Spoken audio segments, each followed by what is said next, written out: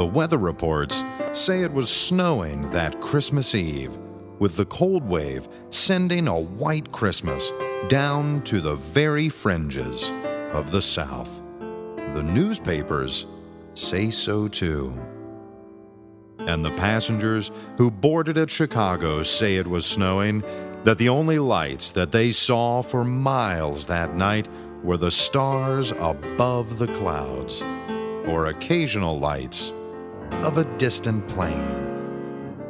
But two men who were aboard will solemnly assure you that the night was sharp and clear, no matter what the records, papers, or other passengers say, and that you could look down and see Yule trees shining in village squares below.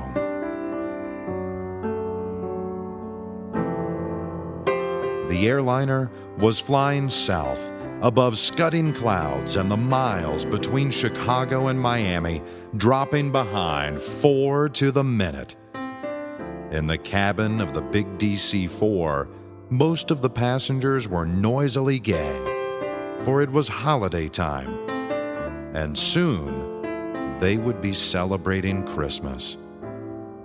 As they droned past Chicago and on over Kentucky, the stewardess went forward to speak with the captain. One of the passengers wanted to speak to him, she said, when he had time. Nothing wrong, she added. He just wants to talk to you. He's the old gentleman in seat 34. It's his first flight, by the way. The captain nodded his way back through the cabin. Yes, they were on time. Altitude, exactly 10,000 feet. Weather, well, Miami was perfect. The overcast should end about Atlanta. He finally paused by seat 34.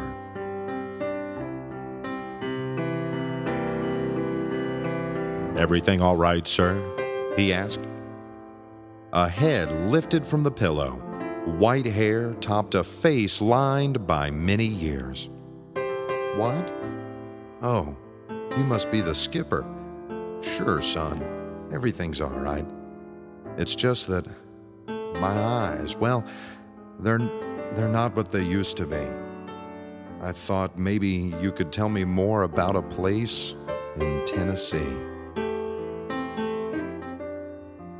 He mentioned a tiny hamlet settled many years ago when men first pushed through the mountains and named places in terms of simple pioneering folk. He asked if they would pass over it. The pilot hesitated, then leaned towards the window. "Well, we're almost there now," he said softly. "I can see..."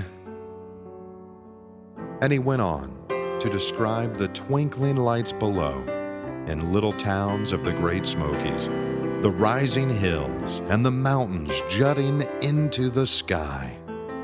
They talked about peaks known as Parson Bald and Hickory Top and Hannah Mountain, as the old man explained that he had been born down there and hunted their ridges as a boy. Then the pilot said he could see the exact village.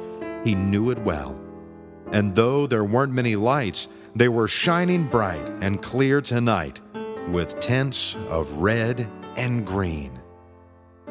Nodding, smiling with quiet happiness, the old-timer listened. Then he thanked the captain and said he guessed he would doze a while, so he would be fresh when he met his daughter and son-in-law in Miami. In a steady routine, they picked up checkpoints: Atlanta, Macon, Jacksonville, and swept along Florida's 300-mile strip of coast, where white fringes broke against the darkened beach, and they came down out of the night into the soft warmth of Miami.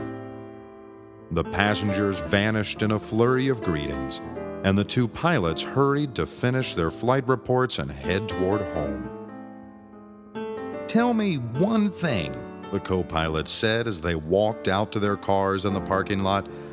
"What was all that travelogue you were giving the old man? The stewardess said you had 3 or 4 passengers straining their eyes to spot some lights in Tennessee, but you know we couldn't see the ground until well beyond Atlanta. The old flyer glanced at his watch. In just 1 minute, he replied. It will be Christmas. So maybe you can stand a 60-second sermon. You know, every man has some place he calls home. And even if he can't go back, he likes to think of Christmas as still perfect there. He paused as far off a midnight bell began to ring, and over the usually raucous public address system came the unexpected strains of a carol. Stepping into his car, he rolled down the window and leaned out to continue. Actually, the spot he was looking for disappeared 10 years ago when a big dam backed up a lake over it. But it isn't likely he'll ever know that.